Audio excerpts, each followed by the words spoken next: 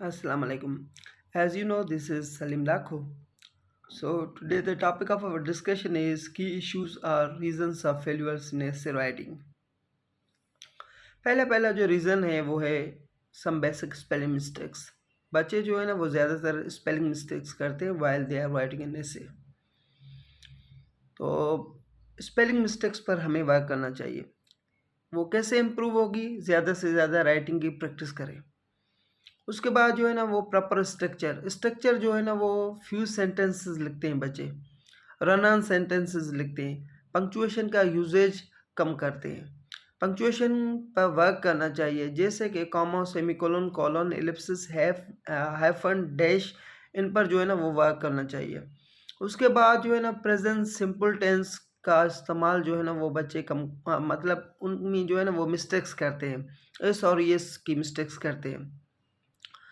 Present perfect और past simple का difference जो है ना वो अच्छे से जान लें।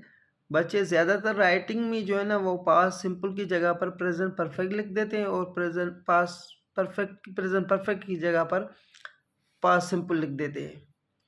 उनके बाद जो है ना उसके बाद जो है ना वो आर्टिकल्स का इस्तेमाल करें। आर्टिकल्स में मिस्टेक्स करते हैं ए एंड एन की विद काउंटेबल और अनकाउंटेबल नाउन्स। फॉल्टी स्ट्रक्चर होता है, स्ट्रक्चर मतलब ऐसे में जो स्ट्रक्चर फॉलो करते हैं वो फॉल्टी स्ट्रक्चर है। पुअर प्रेजेंटेशन है। प्रेजेंटेशन मतलब जैसे कि लगता है हमें कि रफ लिखा हुआ होता है। उसके बाद वो जो है ना वो टॉपिक के हिडन थिंग्स को समझते नहीं है, मतलब टॉपिक कहता क्या है। जैसे कि 2016 में एक टॉपिक आया था, gender equality is a myth. It does not mean that there isn't any gender equality in the world.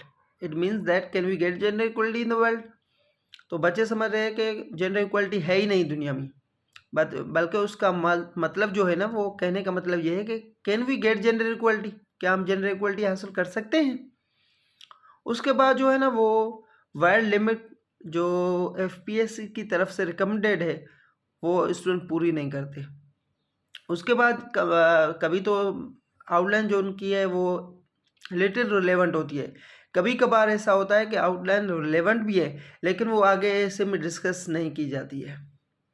उसके बाद हमारा सफिशिएंट, भले ही हमारा ओपिनियन कितना भी स्ट्रांग हो, लेकिन उनको प्रूव करने के लिए हमें रेफरेंस, फिगर, फैक्ट, कोटेशन की ज़रूरत होती है।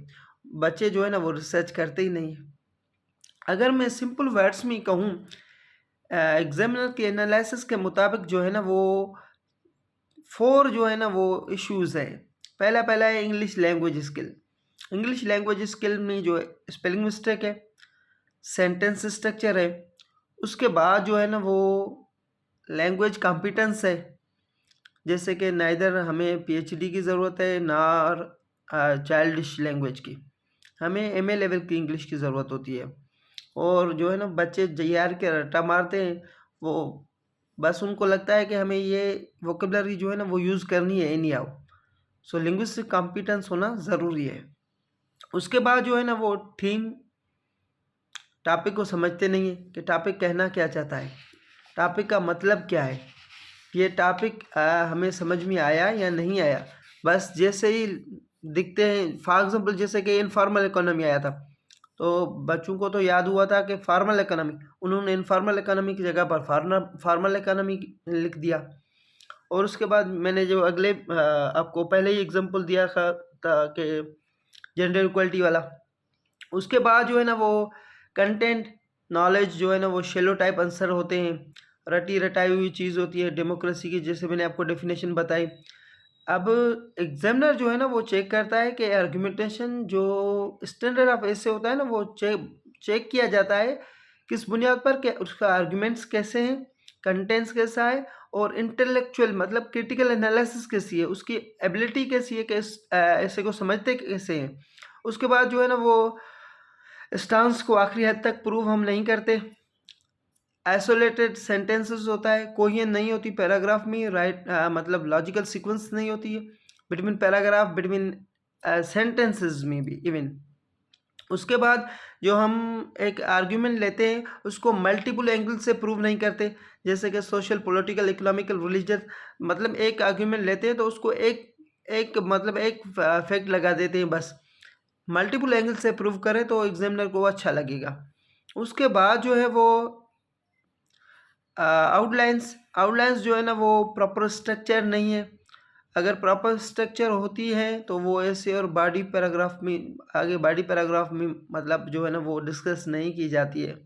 जस्ट आउटलाइन प्रॉपर स्ट्रक्चर होती है। उसके बाद जो है ना वो 3 आवर्स में जो है ना स्टूडेंट्स ऐसे नहीं लिख पाते। मतलब जो है ना वो प्रैक्टिस की ज़रूरत है।